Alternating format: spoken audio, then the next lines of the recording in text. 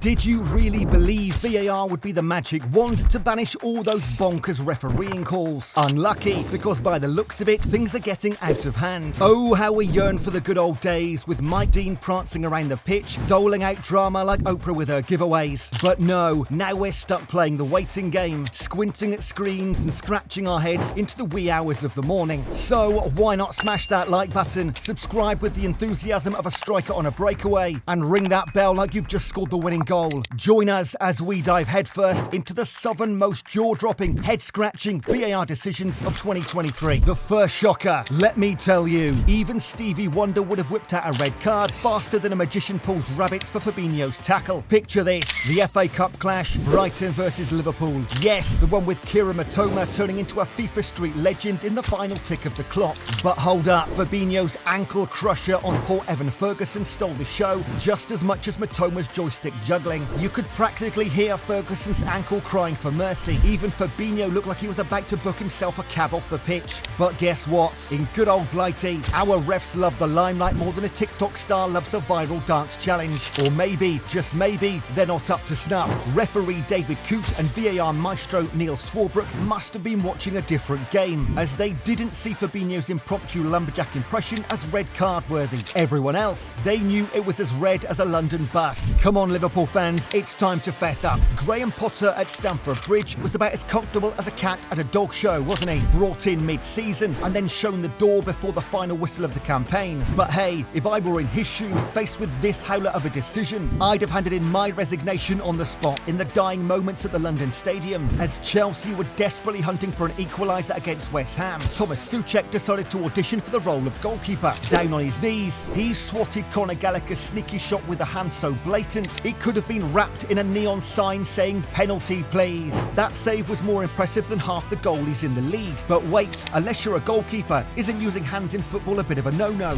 You'd think it's a clear penalty, wouldn't you? Psych! Apparently Souček's got a secret I can be a goalie too card, because both the ref and VAR shrugged it off like they were deciding on a lunch spot, not a game-changing penalty. Potter, ever the sarcastic sage, couldn't help but admire Souček's newfound goalkeeping skills. It was a good save, he deadpanned, probably wondering if Souček could give his own goalkeeper some tips. Sometimes your goalie's the one to snag those points for you. Speaking of goalies, let's talk Andre Onana, the never-ending blooper reel of the season. But during his Premier League debut, it was VAR that handed him a welcome to England present. Alright, credit where it's due, Onana was like a wall in United's opener against Wolves. The Red Devils were more scattered than pigeons in a park. Thanks to Onana's heroics, they snatched those 3 points. But hold on, in the final act, Onana decided to go for a bit of aerial acrobatics. Coming off his line to grab a cross, he almost snatched Sasha Kalajdzic's head instead of the ball. Everyone and their grandma expected a penalty, a well-deserved nod to Wolves' sterling performance. But VAR, nah, it decided to just play on like nothing happened. Onana might have dodged a bullet there, but maybe that clash with Sasha left a mark. How else can you explain the comedy of errors that followed throughout the season? Getting shafted by VAR once might be forgivable, but twice in the same year. Wolverhampton fans must be fuming. Take their FA Cup clash with Liverpool. Totti, no, not Francesco, Totti Gomez put Wolves ahead in the final minutes. But wait, the flag's up and a marathon VAR session begins. The catch, Matteo Nunes, supposedly offside, isn't even in the frame on the replays. Thanks to ITV's zoom-happy camera work,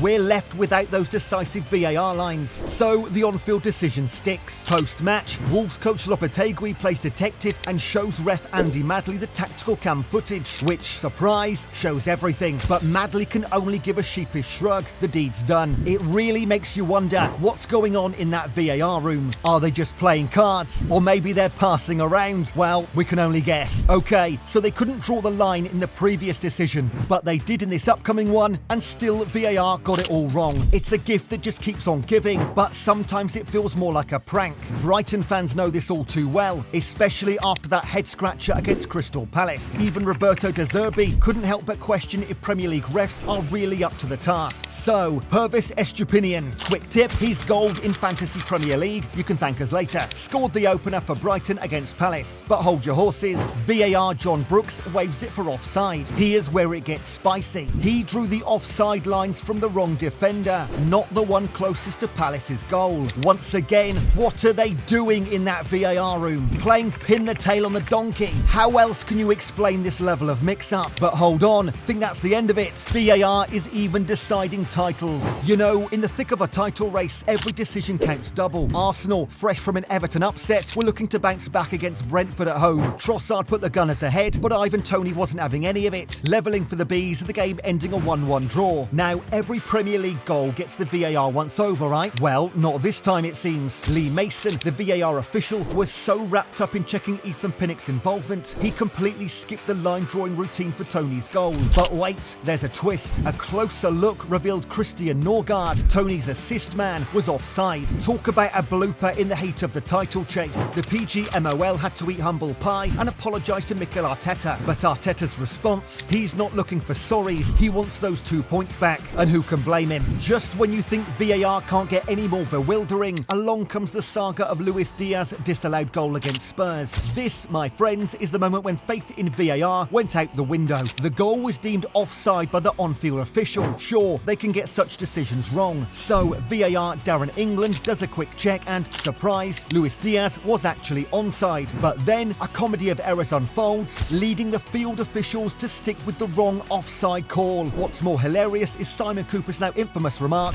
"Well done, boys, good process." Seriously, if you haven't listened to the footage, you're missing a lot. Inside the VAR booth, the air was probably blue with expletives, but the PGMOL kept it family friendly, calling it a significant human error. To spice things up, Darren England had been officiating a game in Dubai just the day before. Coincidence? Or maybe just another twist in the never-ending VAR drama? Either way, this one really had us questioning if the V in VAR stands for very questionable decisions. Good process, he claimed. That must be the joke of the century. We all thought VAR was the superhero set to wipe out human errors in football, but the plot twist, it's the humans who are putting VAR superhero cape on backwards. So let's not forget, the hiccup isn't the system itself, it's the folks in the control room who seem to be playing a guessing game rather than following a rulebook. If you got a kick out of this video, why not give us a thumbs up and subscribe? Leave your thoughts down below too. And just a friendly warning, if you don't hit like or subscribe, may the ghost of VAR haunt your favourite team with a decision so baffling, you'll be left picking your jaw up off the floor.